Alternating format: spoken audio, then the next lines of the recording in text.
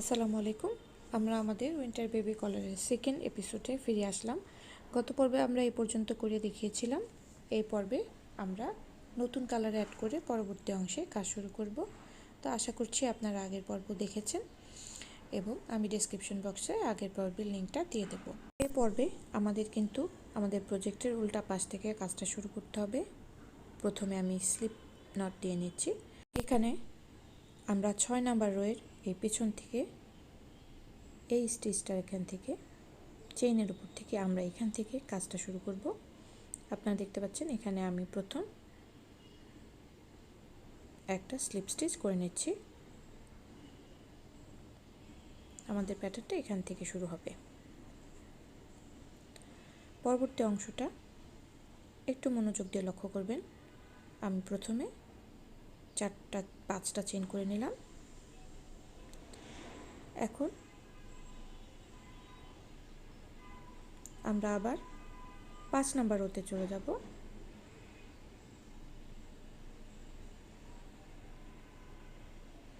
এই 5 নাম্বার রোতে গিয়ে ঠিক এই জায়গা থেকে আমরা একটা ডাবল ক্রোশে তুলে নেব। এখানে প্রথম 5টা চেইন করেছি, এখন একটা ডাবল ক্রোশে করে নিলাম। আবারও আমরা 5টা চেইন করে নেব। ঠিক একই স্টিচের অপোজিট প্রান্ত থেকে আপনারা দেখতে পাচ্ছেন এখানকার ভি স্টিচের এখান থেকে আমরা আবারও একটা ডাবল ক্রোশে করে নেব।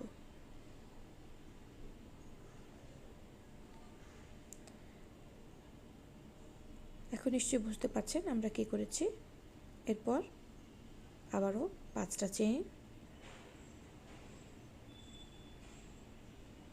এই ঘরগুলোকে স্কিপ করে যাব। এই ঘরগুলোকে স্কিপ করে ঠিক এই যে আবারও আমরা 6 নাম্বার রোয়ে এখানে যে আমরা সিঙ্গেল ক্রোশে করেছিলাম, ঠিক এই সিঙ্গেল ক্রোশের এই পিছনের অংশটা থেকে আমরা একটা সিঙ্গেল ক্রোশে করব। আবারও চেইন 5 করব। আবারও এই ভি স্টিচের 5 নাম্বার রোয়ের সাথে আমরা ভি স্টিচের ডান প্রান্ত থেকে একটা ডাবল ক্রোশে, চেইন 5 এবং ভি স্টিচের বাম প্রান্ত থেকে আবারও একটা ডাবল ক্রোশে, চেইন 5।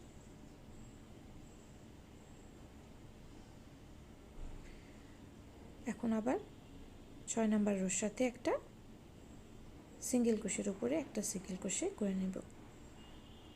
এই অংশটা একটু জটিল মনে হচ্ছে, কিন্তু একবার প্যাটার্নটা তুলে ফেললে এতটা জটিল না। এভাবে করে আমরা আমাদের প্রথম রোটা কমপ্লিট করে ফিরে আসছি। এরপরে আমরা রোয়ের শেষ প্রান্তে চলে এসেছি। একদম শেষ প্রান্তে এসে আমরা একটা সিঙ্গেল ক্রোশে দিয়ে এটাকে শেষ করে নেব। এরপর রো 9 শুরু করার জন্য প্রথমে চেইন 5 করে নিচ্ছি। চেইন 5 করার পর আমরা এটাকে ঘুরিয়ে নিচ্ছি। এখন এই চেইন 5 স্পেসে আমরা সিঙ্গেল ক্রোশে করে নেব। এখন এই রো নাম্বার 9 খুবই সহজ। আগের রোয়ের মতো এটা নিয়ে আর আমাদের তেমন কোনো চিন্তা করতে হবে না যে আমরা কোন জায়গায় কাজ করব। শুধু চেইন 5 স্পেসে এসে সিঙ্গেল ক্রোশে করতে হবে আর চেইন 5 করে নিতে হবে। Chain 5 single crochet, chain 5 single crochet, এভাবে পুরোটা রো রিপিট করে আমরা ফিরে আসব এই রোয়ের শেষ প্রান্তে। শেষ প্রান্ত পর্যন্ত করে ফিরে আসলাম। এখানে আমরা একটা সিঙ্গেল ক্রোশে করে নিয়েছি। এখন দুটো চেইন এবং একটা ডাবল ক্রোশে করতে হবে। ঠিক যেখান থেকে আমাদের স্টিচটা শেষ হয়েছে ঠিক সেই জায়গাতে আমরা একটা ডাবল ক্রোশে করে নেব।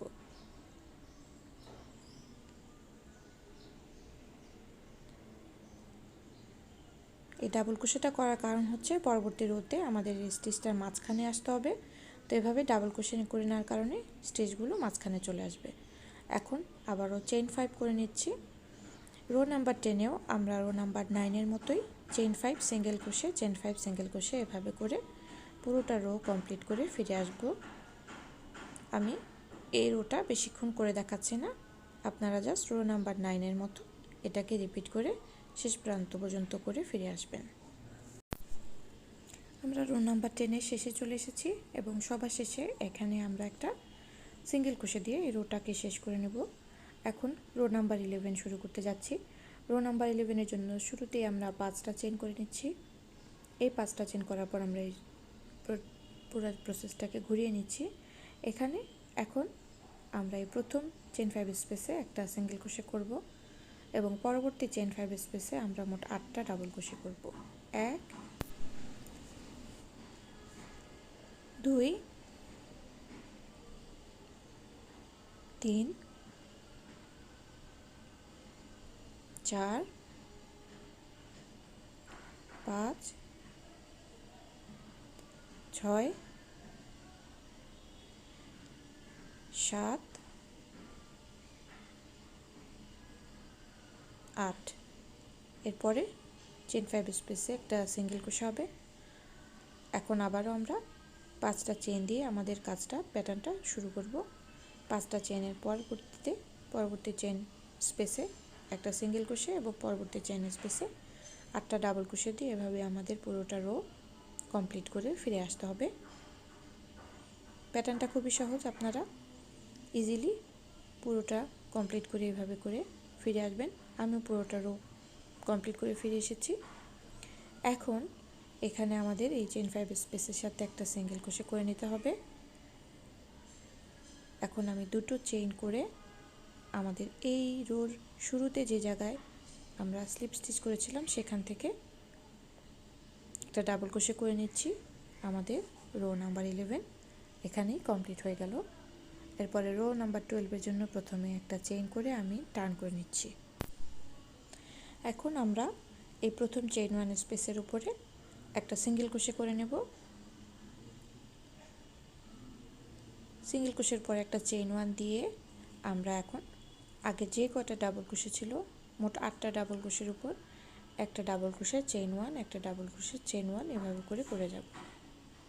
খুব সহজ প্যাটার্ন, এই রোতে তেমন কোনো পরিবর্তন নাই। প্রত্যেকটা ডাবল ক্রোশের উপরে একটা ডাবল ক্রোশে চেইন 1 হবে। এই জিনিসটা মনে রাখলে আপনারা পুরোটা রো খুব সহজেই করে নিতে পারবেন।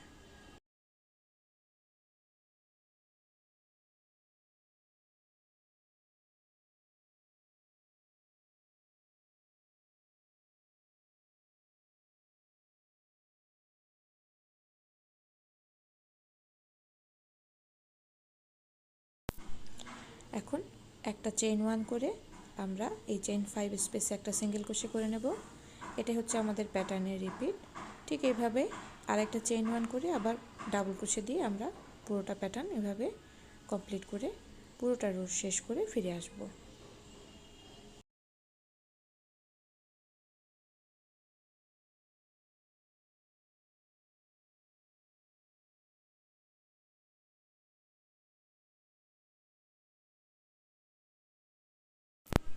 আমরা আমাদের প্যাটার্নের শেষ প্রান্তে চলে এসেছি। এখন পুরোটা রো করার পর ঠিক এই চেইন 5 স্পেসে এসে আমরা একটা সিঙ্গেল ক্রোশে করব। আমাদের রো 12 এখানেই শেষ হয়ে যাবে। পরবর্তীতে আমরা রো 13 শুরু করতে যাচ্ছি।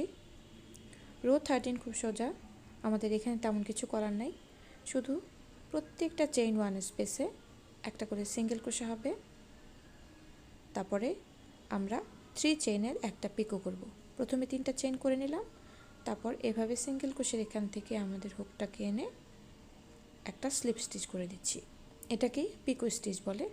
পরবর্তী চেইন 1 স্পেসে আবার একটা সিঙ্গেল ক্রোশে করছি, আবারও 3টে চেইন, তারপর এভাবে করে একটা সিঙ্গেল ক্রোশের উপর থেকে একটা স্লিপ স্টিচ করে নিলাম। তার এভাবে করে প্রত্যেকটা চেইন 1 স্পেসে আমরা একটা সিঙ্গেল ক্রোশে এবং একটা পিকো স্টিচ দিয়ে পুরোটা রো কমপ্লিট করে ফেলব। খুবই সহজ এই রোটা, আর নতুন কিছু করতে হবে না, আমাদের এভাবেই পুরোটা রো শেষ করতে হবে। এই রোটাই হচ্ছে আমাদের এই প্যাটার্নের শেষ রো। তা আশা করছি আপনারা বুঝতে পেরেছেন কিভাবে আমরা এই সুন্দর ক্রোশের নেক ডিজাইনটা করে ফেলতে পারি। আপনারা চাইলে উলের পরিবর্তে নয়তার দিয়ে বা আপনাদের পছন্দের যে কোনো সুতা দিয়ে এই কাজটা করতে পারেন। আমি যেহেতু উইন্টারের জন্য করেছি সেজন্য আমি উল দিয়ে করেছি, আপনারা অন্য কোনো ইয়ার্ন দিয়েও করতে পারবেন। সেক্ষেত্রে আপনারা সাইজের সাথে মিলিয়ে হুকটা ব্যবহার করে নেবেন। তো চলুন আমরা এটার ফিনিশিংয়ের অংশটা করে ফেলি। তো আমি এখানে নেকের কাছে একটা কর্ড বানাবো। তো কর্ডের জন্য খুব সহজ নিয়মে আমি করছি। প্রথমে একটা স্লিপ নট দিয়ে নিলাম। এখন আমি চেন করব।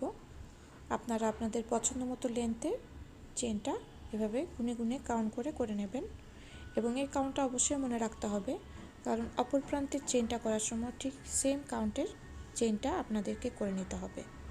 তো আমি আমার পছন্দ মতো লেন্থে চেন করে নিচ্ছি। এবার আমরা, আপনারা লক্ষ্য করুন, এখানে আমরা আমাদের যে নেক ডিজাইনটা ছিল সেই নেক ডিজাইনের শুরুর দিক থেকে, মানে ফ্রন্ট অংশ থেকে কাজটা করব, এবং নেকের ডান পাশের শেষ প্রান্ত, ঠিক এই প্রান্ত থেকে আমরা কাজটা শুরু করব।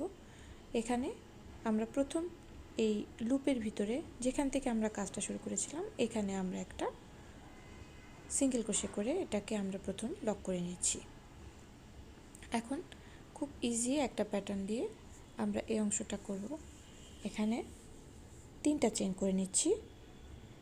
3টা চেইন করার পর এই লুপগুলোর মাঝখানে যে জায়গাটা সংযোগটা হয়েছিল সেই জায়গায় একটা সিঙ্গেল ক্রোশে হবে। আবারও 3টা চেইন করব, এবং এই লুপের 2টা লুপের মাঝখানের অংশটাতে একটা সিঙ্গেল ক্রোশে হবে। এভাবে পুরোটা নেকের বর্ডারটা আমরা 3টা চেইন, একটা সিঙ্গেল ক্রোশে, 3টা চেইন, একটা সিঙ্গেল ক্রোশে, এই নিয়মে শেষ করে শেষ প্রান্ত পর্যন্ত করে ফিরে আসছি।